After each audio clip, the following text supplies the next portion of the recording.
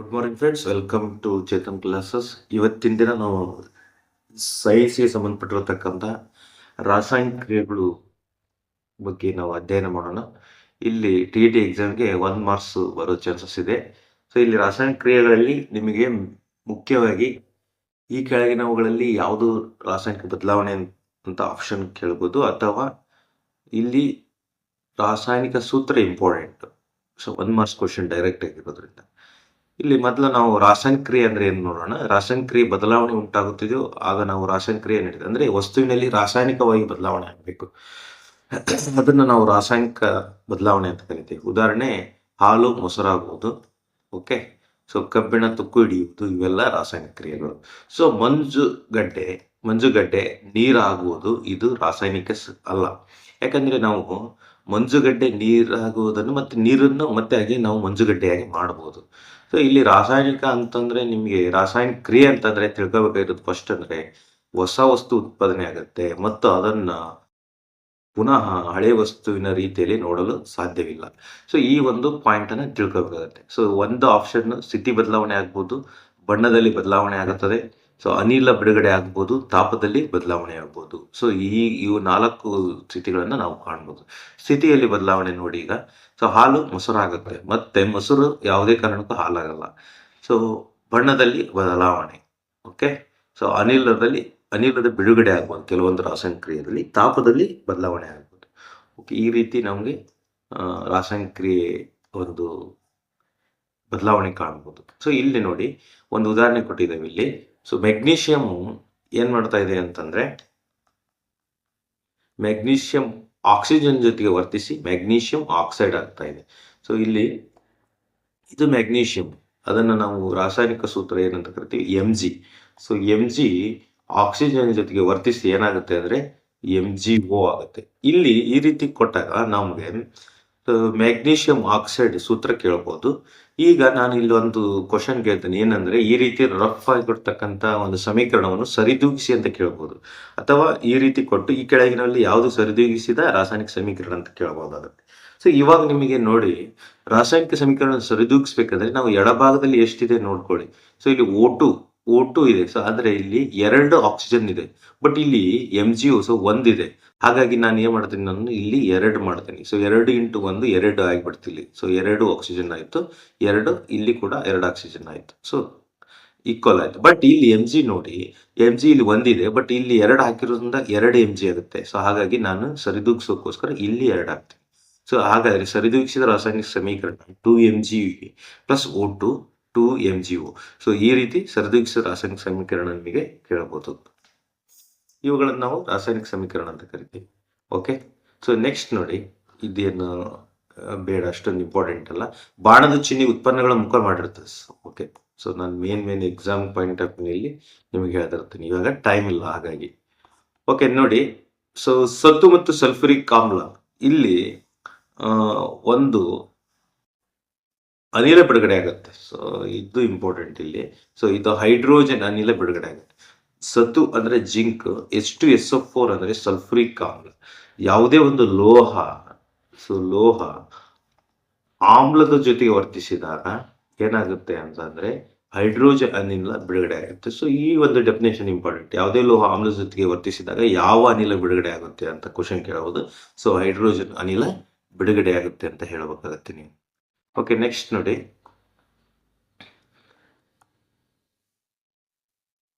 So ಇಲ್ಲಿ ಒಂದು ಸೂತ್ರ ಇದೆ. ಸೊ ಈ ಸೂತ್ರ ಇಂಪಾರ್ಟೆಂಟ್. C6H12O6 C6H12O6 ಇದು ಗ್ಲೂಕೋಸ್ನ ಸೂತ್ರ. ಸೊ ನಿಮ್ಗೆ ಎಕ್ಸಾಮ್ ನಲ್ಲಿ ಕೇಳ್ಬೋದು, ಗ್ಲೂಕೋಸ್ ಸೂತ್ರ ಕೇಳಿದಾಗ C6H12O6. ಸೊ ಇದನ್ನ ನೆನಪು ಮಾಡ್ಕೋಬೇಕು. ನೆಕ್ಸ್ಟ್ ನೋಡಿ, ರಾಸಾಯನಿಕ ಕ್ರಿಯೆಯಲ್ಲಿ ಬೇರೆ ಬೇರೆ ವಿಧಗಳಿವೆ. ಸಂಯೋಗ ಕ್ರಿಯೆ ಇದೆ, ವಿಭಜನ ಕ್ರಿಯೆ ಇದೆ, ಸ್ಥಾನಪಲ್ಲಟ ಕ್ರಿಯೆ ಇದೆ, ದ್ವಿಸ್ಥಾನಪಲ್ಲಟ ಕ್ರಿಯೆ ಇದೆ, ಮತ್ತು ಉತ್ಕರ್ಷಣ ಮತ್ತು ಅಪಕರ್ಷಣ ಕ್ರಿಯೆ ಇದೆ.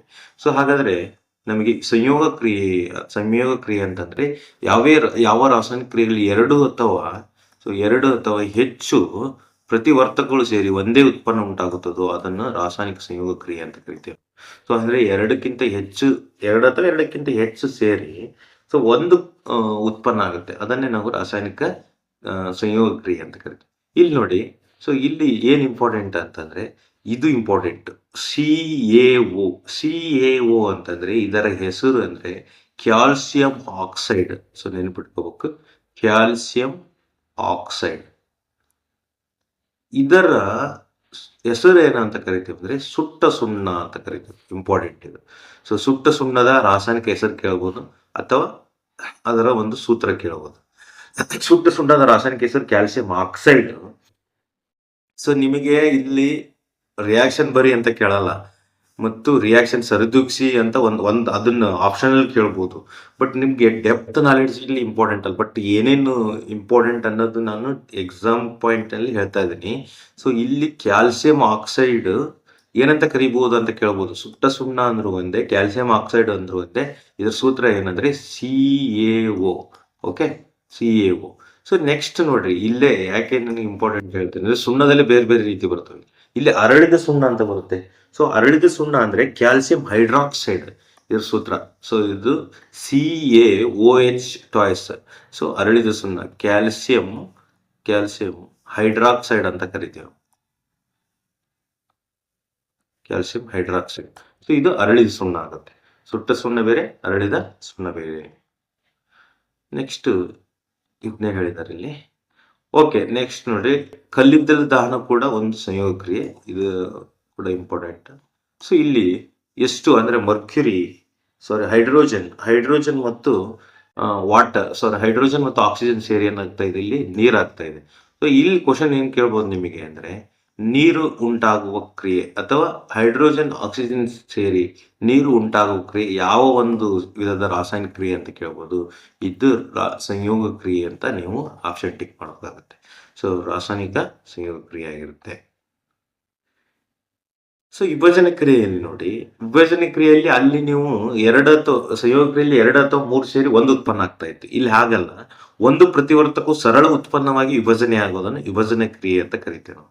So FeSO4 ferrous sulphite, FeSO4 ಇದು ಸಾಲಿಡ್ ಸ್ಟೇಟ್ ನಲ್ಲಿ ಇರುತ್ತೆ. ಸೊ ಉಷ್ಣ ಕೊಟ್ಟಾಗ ಫೆರಿಕ್ ಆಕ್ಸೈಡ್ ಆಗಿ ಫೆರಿಕ್ ಆಕ್ಸೈಡ್ ಮತ್ತು ಇದೇನಿದು sulphur dioxide, sulphur try oxide ಆಗಿ ಬದಲಾವಣೆ ಆಗ್ತದೆ. ಸೊ ಇದು ಒಂದಿರ್ತಕ್ಕಂಥ ಉತ್ಪನ್ನ 2-3 ಉತ್ಪನ್ನವಾಗಿ ಬದಲಾವಣೆ ಆಗುತ್ತೆ. ಇದನ್ನೇ ರಾಸಾಯನಿಕ ವಿಭಜನೆ ಕ್ರಿಯೆ ಅಂತ ಕರಿತೀವಿ. ಸೊ ಇಲ್ಲಿ ಸೂತ್ರ ನೆನಪಿಟ್ಕೋ, ಫೆರಸ್ ಸಲ್ಫೈಡ್ ಸೂತ್ರ, ಫೆರಿಕ್ ಆಕ್ಸೈಡ್ ಸೂತ್ರ. ಓಕೆ, ಸೊ ನೆಕ್ಸ್ಟ್ ನೋಡಿ, ಇದು ಇಂಪಾರ್ಟೆಂಟ್ ನೋಡಿ. ಇವಾಗ ಅಲ್ಲಿ ನಾನು ಸುಟ್ಟ ಸುಣ್ಣ CaO ಅಂತ ಹೇಳಿದ್ದೀನಿ. ಸೊ ಇಲ್ಲಿ ಇನ್ನೊಂದು ಸುಣ್ಣ ಬರುತ್ತೆ, ಸುಣ್ಣದ ಕಲ್ಲು. ಇದನ್ನ ಕ್ಯಾಲ್ಸಿಯಂ ಕಾರ್ಬೋನೇಟ್ ಅಂತ ಕರಿತೀವಿ. ಕ್ಯಾಲ್ಸಿಯಂ ಕಾರ್ಬೋನೇಟ್ ಅಂದ್ರೆ ಸುಣ್ಣದ ಕಲ್ಲು, CaCO3. CaO ಅಂದ್ರೆ ಸುಟ್ಟ ಸುಣ್ಣ, ಕ್ಯಾಲ್ಸಿಯಂ ಆಕ್ಸೈಡ್. ಇದು CaOH ಥ್ರಾಯ್ಸ್ ಅಂತಂದ್ರೆ ಕ್ಯಾಲ್ಸಿಯಂ ಹೈಡ್ರಾಕ್ಸೈಡ್. ಇದು ಅರಳಿದ ಸುಣ್ಣ. ಸುಣ್ಣದ ಕಲ್ಲು, ಸುಟ್ಟ ಸುಣ್ಣ, ಅರಳಿದ ಸುಣ್ಣ. ಸೊ ಈ 3 ಫಾರ್ಮುಲಾ ನೆನ್ಪಿಟ್ಕೋಬೇಕಾಗುತ್ತೆ ಎಕ್ಸಾಮ್ ನಲ್ಲಿ. ಓಕೆ, ಸೊ ನೆಕ್ಸ್ಟ್ ನೋಡಿ, ಇಲ್ಲಿ ವಿಭಜನೆ ಕ್ರಿಯೆಯು ಯಾವಾಗಲೂ ಏನಾಗಿರುತ್ತೆ ಅಂತಂದ್ರೆ ಅಂತರುಷ್ಣಕ ಕ್ರಿಯೆ ಆಗಿರುತ್ತೆ. ಯಾಕೆ ಅಂತಂದ್ರೆ ಇದಕ್ಕೆ ಉಷ್ಣ ಬೇಕಾಗುತ್ತೆ. ಸೊ ಉಷ್ಣ ತಗೊಳ್ತಕ್ಕಂಥ ಒಂದು ಕ್ರಿಯೆ, ರಾಸಾಯನಿಕ ಕ್ರಿಯೆಗಳನ್ನು ಅಂತರುಷ್ಣಕ. ಆದ್ರೆ ಸಂಯೋಗ ಕ್ರಿಯೆ ಏನಾಗುತ್ತೆ ಅಂತಂದ್ರೆ ಬಹಿರುಷ್ಣಕ ಆಗುತ್ತೆ. ಅಂದ್ರೆ ಸೊ ಉಷ್ಣ ಬಿಡುಗಡೆ ಮಾಡುತ್ತೆ ಅಲ್ಲಿ ಸಂಯೋಗ ಕ್ರಿಯೆಯಲ್ಲಿ. ಬಟ್ ಇಲ್ಲಿ ಉಷ್ಣ ಬೇಕಾಗುತ್ತೆ ಅಥವಾ ವಿದ್ಯುತ್ ಬೇಕಾಗುತ್ತೆ ಅಥವಾ ಬೆಳಕು ಬೇಕಾಗುತ್ತೆ. ಸೊ ಇದರ ಒಂದು ರೂಪದಲ್ಲಿ ಅಗತ್ಯ ಇದೆ. ಯಾಕೆ ಅಂತಂದ್ರೆ ಸೊ ಇಲ್ಲಿ ವಿಭಜನೆ ಮಾಡ್ತಾ ಇರಬೇಕಾದಾಗ ನಮಗೆ ಶಕ್ತಿ ಅವಶ್ಯಕತೆ ಇರುತ್ತೆ. ವಿಭಜನೆ ಮಾಡಬೇಕಾದ ಶಕ್ತಿ ಅವಶ್ಯಕತೆ ಇರೋದ್ರಿಂದ ಸೊ ಇವು ಅಂತರುಷ್ಣಕ ಕ್ರಿಯೆಗಳಾಗಿರ್ತವೆ ಮತ್ತು ಸಂಯೋಗ ಕ್ರಿಯೆಗಳು ಬಹಿರುಷ್ಣಕ ಕ್ರಿಯೆಗಳಾಗಿರ್ತವೆ ಅಷ್ಟೇ. ಸೊ ನೆಕ್ಸ್ಟ್ ಬರ್ತಕ್ಕಂಥದ್ದು ಸ್ಥಾನಪಲ್ಲಟ ಕ್ರಿಯೆ. ಇದು ಇಲ್ಲಿ ಎಕ್ಸಾಮ್ ನಲ್ಲಿ ಸೊ ಯಾವ ರೀತಿ ಕ್ವಶನ್ ಕೇಳ್ತಾರೆ ಅಂತ. ಸೊ ಸ್ಥಾನಪಲ್ಲಟ ಕ್ರಿಯೆ ಅಂತಂದ್ರೆ ನಿಮಗೆ ಕ್ಲಿಯರ್ ಆಗಿ ಗೊತ್ತಿರಬೇಕು. ಇಲ್ಲಿ ಕಬ್ಬಿಣ ತಾಮ್ರದ ಸಲ್ಫೇಟ್ ದ್ರಾವಣದಿಂದ ಇನ್ನೊಂದು ಧಾತು ತಾಮ್ರವನ್ನು ಸ್ಥಾನಪಲ್ಲಟಗೊಳಿಸುವುದಕ್ಕೆ ಅಥವಾ ತೆಗೆದುಹಾಕುವ ಕ್ರಿಯೆಯನ್ನು ಸ್ಥಾನಪಲ್ಲಟ ಕ್ರಿಯೆ ಅಂತ ಕರಿತೇವೆ. ಸೊ ಇಲ್ಲಿ Fe ಅಂತಕ್ಕಂಥದ್ದು ಒಂದು ಕಬ್ಬಿಣ, ಒಂದು ಲೋಹ, ಕಾಪರ್ ಅಂತಕ್ಕಂಥದ್ದು ಒಂದು ಲೋಹ. ಈ 2 ಲೋಹಗಳನ್ನು ಕಂಪೇರ್ ಮಾಡಿದಾಗ, ಕಬ್ಬಿಣ ಮತ್ತು ಕಾಪರ್ ಕಂಪೇರ್ ಮಾಡಿದಾಗ ಯಾವುದು ಹೆಚ್ಚಿನ ಕ್ರಿಯಾಶೀಲತೆ ಹೊಂದಿದೆ ಅಂತ ನೀವು ಕಂಪೇರ್ ಮಾಡಿದಾಗ ಸೊ ನೀವು ನಾರ್ಮಲಿ ಯೋಚನೆ ಮಾಡ್ಬೋದು. ಸೊ ಯಾವ್ದು ಹೆಚ್ಚಿನ ಕ್ರಿಯಾಶೀಲತೆ ಹೊಂದಿದೆ ಅಂದ್ರೆ Fe ಅಥವಾ ಕಬ್ಬಿಣ ಹೆಚ್ಚು. ಯಾಕಂದ್ರೆ ನೀವು ತಾಮ್ರ ಮತ್ತು ಕಬ್ಬಿಣವನ್ನು ಇಟ್ಟಾಗ ಸೊ ಬೇಗ ತುಕ್ಕು ಹಿಡಿಯೋದೇ ಕಬ್ಬಿಣ. ಹಾಗಾಗಿ ಇದು ಹೆಚ್ಚು ಕ್ರಿಯಾಶೀಲವಾಗಿರ್ತಕ್ಕಂಥ ಲೋಹ. ಅಂದ್ರೆ ಆಕ್ಸಿಜನ್ ಜೊತೆಗೆ ಹೆಚ್ಚು ಕ್ರಿಯಾಶೀಲವಾಗಿದೆ, ಹೆಚ್ಚು ಬೇಗನೆ ರಾಸಾಯನಿಕವಾಗಿ ಭಾಗವಹಿಸುತ್ತೆ ಅಂತ. ಸೊ ಈಗ ಇಲ್ಲಿ ನೋಡಿ, ಹೆಚ್ಚು ಕ್ರಿಯಾಶೀಲವಾದ ಲೋಹ ಕಡಿಮೆ ಕ್ರಿಯಾಶೀಲವಾದ ಲೋಹವನ್ನು ಅದರ ದ್ರಾವಣದಿಂದ ಬೇರ್ಪಡಿಸುತ್ತೆ. ಸೊ ಇದನ್ನು ತೆಗೆದು ಹಾಕಿಬಿಡುತ್ತೆ, ಯಾಕಂದ್ರೆ ಇದು ಹೆಚ್ಚಿನ ಕ್ರಿಯಾಶೀಲ ಲೋಹ. ಸೊ ತೆಗೆದು ಹಾಕಿದಾಗ ಏನಾಗುತ್ತೆ, CuSO4 ಬದಲಿ Cu ಜಾಗದಲ್ಲಿ ಇದು ಕಬ್ಬಿಣ ಬಂದ್ಕೋಗುತ್ತೆ, ಅದು FeSO4 ಆಗುತ್ತೆ ಮತ್ತು ಕಾಪರ್ ಸಪರೇಟ್ ಆಗುತ್ತೆ. ಇಲ್ಲಿ ಕ್ವಶನ್ ಏನ್ ಕೇಳ್ಬೋದು ಅಂದ್ರೆ, ಈ ಕ್ವಶನ್ ಈ ತರ ಇದನ್ನ ಕೊಟ್ಟು ಸೊ ರಿಯಾಕ್ಷನ್ ಕೊಟ್ಟು ಫಿಲ್ ಮಾಡಕ್ ಕೇಳ್ಬೋದು, ಅಂದ್ರೆ ರಿಯಾಕ್ಷನ್ ಕಂಪ್ಲೀಟ್ ಮಾಡಕ್ ಕೇಳ್ಬೋದು. ಅಥವಾ ಇಲ್ಲಿ ನಿಮಗೆ ಮೂಲತಃ FeSO4 ಏನಾಗಿರುತ್ತೆ ಅಂತಂದ್ರೆ, ಸೊ ಮೂಲತಃವಾಗಿ ಯಾವ ಬಣ್ಣ ಇರುತ್ತೆ, ನೀಲಿ ಬಣ್ಣ ಇರುತ್ತೆ. FeSO4 ಏನಾಗಿರುತ್ತೆ, ಇದು ನೀಲಿ ಬಣ್ಣ ಇರುತ್ತೆ. ಸೊ ನೀಲಿ ಬಣ್ಣದ copper sulphide CuSO4 copper sulphide ನೀಲಿ ಬಣ್ಣದಲ್ಲಿರುತ್ತೆ. ಯಾವಾಗ ನೀವು ಕಬ್ಬಿಣವನ್ನು ಇದರಲ್ಲಿ ಹಾಕ್ತೇವೆ ಅಥವಾ ಕಬ್ಬಿಣದ ಮೊಳೆಯನ್ನು ಇಟ್ಟಾಗ ಅದು ಏನಾಗಿರುತ್ತೆ, ಕಬ್ಬಿಣದ ಸಲ್ಫೈಡ್ ಆಗುತ್ತೆ, ಇದು ಹಸಿರು ಬಣ್ಣಕ್ಕೆ ತಿರುಗುತ್ತೆ. ಸೊ ಇಲ್ಲಿ ಕ್ವಶನ್ ಕೇಳ್ತಾರೆ, ಹಸಿರು ಬಣ್ಣವಾಗಿ ಬದಲಾವಣೆ ಆಗುತ್ತೆ. ಹಾಗಾದ್ರೆ ಇಲ್ಲಿ ಸ್ಥಾನಪಲ್ಲಟ ಕ್ರಿಯೆ ನಡೀತು. ಕ್ವಶನ್ ಏನ್ ಕೇಳ್ಬೋದು, ಒಂದು ತಾಮ್ರದ ಸಲ್ಫೈಡ್ ನಲ್ಲಿ ಒಂದು ಕಬ್ಬಿಣದ ಮೊಳೆಯನ್ನು ಇಟ್ಟಾಗ ಆ ಒಂದು ದ್ರಾವಣವು ಹಸಿರು ಬಣ್ಣಕ್ಕೆ ಏನಾಗುತ್ತೆ, ಬದಲಾವಣೆ ಆಗುತ್ತೆ. ಹಾಗಾದ್ರೆ ಅಲ್ಲಿ ನಡೆದಿರ್ತಕ್ಕಂಥ ರಾಸಾಯನಿಕ ಕ್ರಿಯೆ ಯಾವುದು, ಸ್ಥಾನಪಲ್ಲಟ ಕ್ರಿಯೆ. ಅಲ್ಲಿ ಏನಾಗುತ್ತೆ ಅಂದ್ರೆ Fe ಅಂತಕ್ಕಂಥ ಹೆಚ್ಚಿನ ಕ್ರಿಯಾಶೀಲ ಲೋಹ ಕಡಿಮೆ ಕ್ರಿಯಾಶೀಲವಾಗಿರ್ತಕ್ಕಂಥ Cu ಡಿಸ್ಪ್ಲೇಸ್ ಮಾಡುತ್ತೆ ಅಥವಾ ಸ್ಥಾನಪಲ್ಲಟಗೊಳಿಸುತ್ತೆ. ಓಕೆ, ಸೊ ಈ ರೀತಿ ನೀವು ಹೇಳ್ಬಿಟ್ಟು ನೆಕ್ಸ್ಟ್ ನೋಡಿ. ಸೊ ಇಲ್ಲಿ ಕೂಡ ಸ್ಥಾನಪಲ್ಲಟ ಕ್ರಿಯೆ ಇನ್ನೊಂದು ಕೊಟ್ಟಿದ್ದಾನೆ. ಇಲ್ಲಿ ನಿಮಗೆ ಕಂಪ್ಯಾರಿಸನ್ ಮಾಡ್ಕೊಳ್ರಿ. ಜಿಂಕ್, ಸತು ಮತ್ತು ಕಾಪರ್ ಕಂಪೇರ್ ಮಾಡಿದಾಗ ಸತು ಹೆಚ್ಚಿನ ಕ್ರಿಯಾಶೀಲ ಲೋಹ, ಹಾಗಾಗಿ ಕಾಪರ್ನ ತೆಗೆದು ಹಾಕುತ್ತೆ, ಅದರ ಜಾಗದಲ್ಲಿ ಬಂದ್ಕೊಂಡಿರುತ್ತೆ. ಫಿಬಿ ಮತ್ತು ಕಾಪರ್ ಕಂಪೇರ್ ಮಾಡಿದಾಗ ಫಿಬಿ ಅಂದ್ರೆ ಸೀಸ ಹೆಚ್ಚಿನ ಒಂದು ಕ್ರಿಯಾಶೀಲ ಲೋಹ, ಹಾಗಾಗಿ ಅದರ ಜಾಗದಲ್ಲಿ ಬಂದು ಕುಳಿತುಕೊಳ್ಳುತ್ತೆ. ಹಾಗಾಗಿ ಸೀಸದ ಕ್ಲೋರೈಡ್ ಆಗಿ ಬದಲಾವಣೆ ಆಗುತ್ತೆ. ಓಕೆ, ಸೊ ನೆಕ್ಸ್ಟ್ ನೋಡಿ, ಯಾವ ಕ್ರಿಯೆ ನೆಕ್ಸ್ಟ್ ಸ್ಥಾನಪಲ್ಲಟ ಕ್ರಿಯೆ, ಇದು ಬೇರೆ. ಸೊ ಅಲ್ಲಿ ಒಂದೇ ಸ್ಥಾನಪಲ್ಲಟ ಆಗ್ತಾ ಇದೆ, ಇಲ್ಲಿ ದ್ವಿಸ್ಥಾನಪಲ್ಲಟ ಕ್ರಿಯೆ ನಡೆಯುತ್ತೆ. ಸೊ ದ್ವಿಸ್ಥಾನಪಲ್ಲಟ ಅಂತಂದ್ರೆ ಇಲ್ಲಿ ನೋಡ್ರಿ, ಸೋಡಿಯಂ ಸಲ್ಫೇಟ್ ಬೇರಿಯಂ ಕ್ಲೋರೈಡ್ ಜೊತೆಗೆ ವರ್ತಿಸಿದಾಗ ಸೊ ಇಲ್ಲಿ ಎರಡು ಅಯಾನ್ಸ್ಗಳು ಏನಾಗ್ತವೆ ಅಂತಂದ್ರೆ ಎಕ್ಸ್ಚೇಂಜ್ ಆಗ್ತವೆ. ಸೊ BuSO4 ಮತ್ತು NaCl ಕಂಬೈನ್ ಆಗ್ತವೆ. BuSO4 ಬೇರಿಯಂ ಸಲ್ಫೈಡ್ ಮತ್ತು NaCl ಆಗಿ ಕನ್ವರ್ಟ್ ಆಗುತ್ತೆ. ಇದನ್ನು ರಾಸಾಯನಿಕ ದ್ವಿಸ್ಥಾನಪಲ್ಲಟ ಕ್ರಿಯೆ ಅಂತ ಕರೀತೀವಿ. ಸೊ ಬೇರಿಯಂ ಸಲ್ಫೇಟ್ ಏನಿದೆಯಲ್ಲ, ಇದು PPTಯನ್ನು ಉಂಟು ಮಾಡುತ್ತೆ, ಪ್ರೆಸಿಪಿಟೇಷನ್ ಉಂಟು ಮಾಡುತ್ತೆ. ಅಂದ್ರೆ ಪ್ರೆಸಿಪಿಟೇಷನ್ ಅಥವಾ PPT ಅಂತಂದ್ರೆ ಏನಂತಂದ್ರೆ, ಇಲ್ಲಿ ನೀರಿನಲ್ಲಿ ಕರಗದ ವಸ್ತು ಬಿಡುಗಡೆ ಆಗುತ್ತೆ, ಅದನ್ನ ನಾವು PPT ಅಂತ ಕರಿತೇವೆ. ಸೊ BaSO4 ಇಲ್ಲಿ PPT ಆಗಿರುತ್ತೆ. ಸೊ ಈ ರೀತಿ ನೆನಪಿರುತ್ತೆ. ಸೊ ನೆಕ್ಸ್ಟ್ ನೋಡಿ, ಇದನ್ನ ಇಲ್ಲಿ ಹೇಳಿದ್ದಾರೆ ಪ್ರಕ್ಷೇಪ. PPT ಅಂದ್ರೆ ನಾನು ಅದೇ ಹೇಳ್ತೇನೆ, ಜಲವಿಲೀನಗೊಳ್ಳದ ಬಿಳಿಯ ವಸ್ತುವನ್ನು ಪ್ರಕ್ಷೇಪ ಅಂತವೆ. ಪ್ರಕ್ಷೇಪಣ ಉತ್ಪತ್ತಿ ಮಾಡುವ ಯಾವುದೇ ಕ್ರಿಯೆಯನ್ನು ಪ್ರಕ್ಷೇಪಣ ಕ್ರಿಯೆ ಅಂತ ಕರೀತೀವಿ. ಸೊ ಇಲ್ಲಿ ನಿಮಗೆ ಕೊಟ್ಟಿದ್ದಾರೆ. ಸೊ ನೆಕ್ಸ್ಟ್ ನೋಡಿ, ಉತ್ಕರ್ಷಣ ಮತ್ತು ಅಪಕರ್ಷಣ ಕ್ರಿಯೆ. ಸೊ ಇದು ಇಂಪಾರ್ಟೆಂಟ್. ಉತ್ಕರ್ಷಣ ಅಂದ್ರೆ ಏನು ಅಂತ ತಿಳ್ಕೋಬೇಕು. ರಾಸಾಯನಿಕ ಕ್ರಿಯೆಯಲ್ಲಿ ವಸ್ತು ಒಂದು ಆಕ್ಸಿಜನ್ ಅನ್ನು ಪಡೆದುಕೊಂಡರೆ ಅದು ಉತ್ಕರ್ಷಣೆಗೊಂಡಿದೆ ಎಂದರ್ಥ. ಅದೇ ರಾಸಾಯನಿಕ ಕ್ರಿಯೆಯಲ್ಲಿ ವಸ್ತುವೊಂದನ್ನು ಆಕ್ಸಿಜನ್ ಅನ್ನು ಕಳೆದುಕೊಂಡರೆ ಅದು ಅಪಕರ್ಷಣೆಗೊಂಡಿದೆ ಅಂತ ಅರ್ಥ. ಓಕೆ, ಉತ್ಕರ್ಷಣೆ, ಆಕ್ಸಿಡೇಷನ್, ರಿಡಕ್ಷನ್ ಅಂತ ಕರಿತೀವಿ. Oxidation means gaining of oxygen in atom in a reaction is called ಉತ್ಕರ್ಷಣೆ, ಅಂದ್ರೆ ಆಕ್ಸಿಡೇಷನ್. ಅಪಕರ್ಷಣೆ ಅಂದ್ರೆ ಲಾಸ್ ಆಫ್ ಆಕ್ಸಿಜನ್. ಓಕೆ, ಇಲ್ಲಿ ಎಕ್ಸಾಂಪಲ್ ಕೊಟ್ಟಿದ್ದಾರೆ, ನಾವು ನೋಡೋಣ. ಇಲ್ಲಿ ನೋಡಿ, ಉತ್ಕರ್ಷಣೆಗೆ ಎಕ್ಸಾಂಪಲ್ ಕೊಟ್ಟಿದ್ದಾರೆ. ತಾಮ್ರ ಆಕ್ಸಿಜನ್ ಅನ್ನು ಪಡೆದು ತಾಮ್ರದ ಆಕ್ಸೈಡ್ ಆಗ್ತಾ ಇದೆ. ಇಲ್ಲಿ ಇದು ಉತ್ಕರ್ಷಣೆ ಆಗ್ತಾ ಇದೆ, ಯಾಕಂದ್ರೆ ಆಕ್ಸಿಜನ್ ಅನ್ನು ಪಡೆದುಕೊಳ್ತಾ ಇದೆ. So copper plus O2 copper oxide ಆಗಿ ಬದಲಾವಣೆ ಆಗುತ್ತೆ. ಸೊ ಹಾಗಾಗಿ ಇದು ಉತ್ಕರ್ಷಣ ಕ್ರಿಯೆ ಆಗಿದೆ. ಸೊ ಅಪಕರ್ಷಣೆಗೂ ನೋಡ್ರಿ, ಬಿಸಿಯಾಗಿರೋ ತಾಮ್ರದ ಆಕ್ಸೈಡ್ ಮೇಲೆ ಹೈಡ್ರೋಜನ್ ಅನ್ನು ಹಾಯಿಸಿದಾಗ ಹಿಮ್ಮುಖ ಕ್ರಿಯೆ ನಡೆಯುತ್ತೆ. ಸೊ ಬಿಸಿಯಾಗಿ ತಾಮ್ರದ ಆಕ್ಸೈಡ್ ಮೇಲೆ ನಾವು ಹೈಡ್ರೋಜನ್ ಅನ್ನು ಬಿಡುಗಡೆ ಮಾಡಿದಾಗ ಸೊ ಕಾಪರ್, ಪ್ಯೂರ್ ಕಾಪರ್ ಸಿಗುತ್ತೆ ನಮಗೆ, ಅದನ್ನೇ ನಾವು ಅಪಕರ್ಷಣೆ ಅಂತ ಕರಿತೀವಿ. ಸೊ ಕಾಪರ್ ಆಕ್ಸೈಡ್ ಇದೆ ಇಲ್ಲಿ.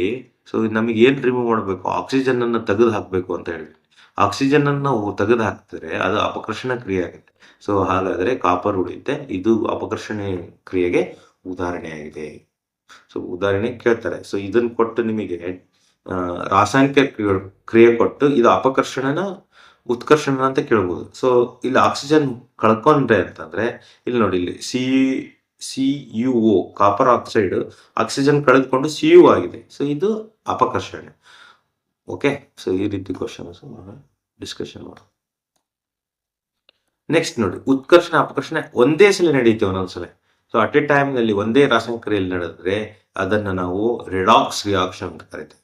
ಸೊ ಅಪಕರ್ಷಣೆ ಮತ್ತು ಉತ್ಕರ್ಷಣೆ ಒಂದೇ ತರ ನಡೆದಾಗ, ಒಂದೇ ಸರಿ ನಡೆದಾಗ. ಓಕೆ, ಕ್ರಿಯೆ ಒಂದು ಆಕ್ಸಿಜನ್ ಪಡೆದುಕೊಂಡ್ರೆ ಅಥವಾ ಹೈಡ್ರೋಜನ್ ಕಳೆದುಕೊಂಡ್ರು ಕೂಡ ನಾವು ಏನಂತ ಉತ್ಕರ್ಷಣೆ ಅಂತ ಕರಿತೀವಿ. ಸೊ ಇಲ್ಲಿ ಗಾಳಿಯಲ್ಲಿ ಹಾಗೆ ತೆರೆದಿಟ್ಟ ಕಬ್ಬಿಣ ಏಕೆ ತುಕ್ಕುಡಿಯುತ್ತೆ ಅಂದ್ರೆ ಇದು ಏನಾಗುತ್ತೆ, ಉತ್ಕರ್ಷಣೆಗೊಳ್ಳುತ್ತೆ. ಸೊ ನೆಕ್ಸ್ಟ್ ನೋಡಿ, ಲೋಹ ತನ್ನ ಸುತ್ತಲಿನ ವಸ್ತುಗಳಾದ ತೇವಾಂಶ, ಆಮ್ಲ ಇತ್ಯಾದಿಗಳಿಂದ ಆಕ್ರಮಿಸಲ್ಪಟ್ಟಾಗ ಅದು ನಶಿಸುವಿಕೆ ಒಳಗಾಗಿದೆ ಎಂದು ಹೇಳ್ತೇವೆ. ಮತ್ತು ಈ ಪ್ರಕ್ರಿಯೆಯನ್ನು ನಶಿಸುವಿಕೆ ಅಂತ ಕರಿತೇವೆ. ಹಾನಿಗೊಂಡ ಕಬ್ಬಿಣವನ್ನು ಬದಲಾಯಿಸುವ ಅಪಾರ ಪ್ರಮಾಣದ ಹಣವನ್ನು ವ್ಯಯಿಸಲಾಗುತ್ತದೆ. ಬೆಳ್ಳಿಯ ಮೇಲಿನ ಕಪ್ಪು ಲೇಪನ ಮತ್ತು ತಾಮ್ರದ ಮೇಲಿನ ಹಸಿರು ಲೇಪನ ನಶಿಸುವಿಕೆಗೆ ಉದಾಹರಣೆಗಳು. ಸೊ ಬೆಳ್ಳಿ ಕೂಡ ಏನಾಗ್ತದೆ, ಸೊ ಕಪ್ಪು ಲೇಪನ ಆಗುತ್ತೆ, ಅಂದ್ರೆ ಅದು ಆಕ್ಸಿಜನ್ಗೆ ವರ್ತಿಸಿದಾಗ ಕಪ್ಪಾಗುತ್ತೆ ಬೆಳ್ಳಿ. ನೀವು ನೋಡಿರ್ಬೋದು. ತಾಮ್ರದ ಮೇಲಿನ ಹಸಿರು, ತಾಮ್ರವನ್ನು ಹಾಗೆ ಬಿಟ್ಟಾಗ ಹಸಿರು ಬಣ್ಣದ ಒಂದು ಲೇಪನ ಉಂಟಾಗುತ್ತೆ. ಸೊ ಈ ರೀತಿ ನೋಡ್ರಿ, ನಶಿಸುವಿಕೆ ಕಾರಿನ ಕವಚ, ಸೇತುವೆ, ಕಬ್ಬಿಣದ ಹಳಿಗಳು, ಹಡಗು ಮತ್ತು ಲೋಹಗಳಿಂದ ಮಾಡಲ್ಪಟ್ಟ ಎಲ್ಲ ವಸ್ತುಗಳು, ವಿಶೇಷವಾಗಿ ಕಬ್ಬಿಣದ ವಸ್ತುಗಳಿಗೆ ಹಾನಿಯನ್ನು ಉಂಟು ಮಾಡುತ್ತೆ. ಸೊ ಇಲ್ಲಿ ನೋಡ್ರಿ, ಇನ್ನೊಂದು ಕ್ವಶನ್ ನೋಡಿ, ಕೊಬ್ಬು ಮತ್ತು ಎಣ್ಣೆ ಪದಾರ್ಥಗಳು ಉತ್ಕರ್ಷಣೆಗೊಂಡ ಅವು ಕಮುಟುತ್ತವೆ, ಅಲ್ಲವೇ ವಾಸನೆ ಮತ್ತು ರುಚಿ ಕಳೆದುಕೊಳ್ಳುತ್ತವೆ. ಅಂದ್ರೆ ನೀವು ನೋಡಿರ್ಬೋದು, ಕೊಬ್ಬಿನ ಅಂಶ ಅಥವಾ ಎಣ್ಣಿನ ಅಂಶ ಪದಾರ್ಥವನ್ನು ನಾವು ಹಾಗೆ ಗಾಳಿಯಲ್ಲಿ ತೆರೆದಿಟ್ಟಾಗ ಸೊ ಅದು ಏನ್ ಮಾಡುತ್ತೆ ಅಂತಂದ್ರೆ ಕಮಟು ಆಗುತ್ತೆ, ಅಂದ್ರೆ ಅದರ ವಾಸನೆ ಮತ್ತು ರುಚಿಯನ್ನು ಕಳೆದುಕೊಳ್ಳುತ್ತೆ. ಇದನ್ನು ತಡೆಯೋಕ್ಕೋಸ್ಕರ ಪ್ರತಿ ಉತ್ಕರ್ಷಣವನ್ನು ಬಳಸ್ತಾರೆ. ಸೊ ಅದಕ್ಕೆ ಗಾಳಿ ಪ್ರವೇಶಿಸಿದಂತೆ ಇಲ್ಲಿ ಏನನ್ನು ಬಳಸ್ತಾರೆ, ನೈಟ್ರೋಜನ್ ಅಂತ ಅನಿಲಗಳನ್ನು ಇಲ್ಲಿ ಬಳಸ್ತಾರೆ. ಸೊ ನೈಟ್ರೋಜನ್ ಅಂತ ಅನಿಲಗಳನ್ನು ನೀವು ನೋಡ್ಬೋದು, ಚಿಪ್ಸ್ ಪ್ಯಾಕೆಟ್ ನಲ್ಲಿ ಬರೀ ಗಾಳಿ ಇದೆ ಅಂತ ಇರುತ್ತೆ. ಸೊ ಅಲ್ಲಿ ಏನು ಬಳಸಿರ್ತಾರೆ ಅಂದ್ರೆ ನೈಟ್ರೋಜನ್ ಅನಿಲವನ್ನು ತುಂಬಿಸ್ತಾರೆ. ಇದು ಕ್ವಶನ್ ಇಂಪಾರ್ಟೆಂಟ್. ಸೊ ಏನನ್ನು ತಡೆಯೋದಕ್ಕೋಸ್ಕರ ಮಾಡ್ತಾರೆ ಅಂತಂದ್ರೆ ಕಮುಟುವಿಕೆಯನ್ನು ತಡೆಯೋದಕ್ಕೋಸ್ಕರ. ಸೊ ಇಲ್ಲಿ ನೈಟ್ರೋಜನ್ ಅನಿಲವನ್ನು ಏನ್ ಮಾಡ್ತಾರೆ, ಬಿಡುಗಡೆ ಮಾಡ್ತಾರೆ. ನೈಟ್ರೋಜನ್ ಅನಿಲವನ್ನು ಅದರಲ್ಲಿ ತುಂಬಿರ್ತಾರೆ. ಇದು ಇಂಪಾರ್ಟೆಂಟ್. ಓಕೆ ಫ್ರೆಂಡ್ಸ್, ಇಲ್ಲಿಗೆ ನಾನು ರಾಸಾಯನಿಕ ಕ್ರಿಯೆಗಳ ಬಗ್ಗೆ ಡಿಸ್ಕಷನ್ ಮಾಡಿದ್ದೀನಿ. ಸೊ ಇಲ್ಲಿ ಮೇನ್ ಇಂಪಾರ್ಟೆಂಟ್ ಏನಂದ್ರೆ ಸೂತ್ರಗಳು ಇಂಪಾರ್ಟೆಂಟ್. ಸೂತ್ರ ನೆನ್ಪಿಟ್ಕೋಬೇಕು, ಯಾವ್ದಕ್ಕೆ ಏನಂತಾರೆ ಅಂತಂದೇಳಿ. ಸೊ ಮತ್ತು ಇನ್ನೊಂದು ಹೇಳಿದ್ದೀನಿ, ವಿಧಗಳು ಅಪಕರ್ಷಣೆ ಮತ್ತು ಉತ್ಕರ್ಷಣೆ. ಓಕೆ, ಸೊ ಇಂತಹ ಕಾನ್ಸೆಪ್ಟ್ ಮೇಲೆ ನಿಮಗೆ ಎಕ್ಸಾಮ್ಗೆ ಕ್ವಶನ್ಸ್ ಕೇಳ್ತಾರೆ. ಓಕೆ, ನೆಕ್ಸ್ಟ್ ಕ್ಲಾಸ್ನಲ್ಲಿ ಮೀಟ್ ಆಗೋಣ.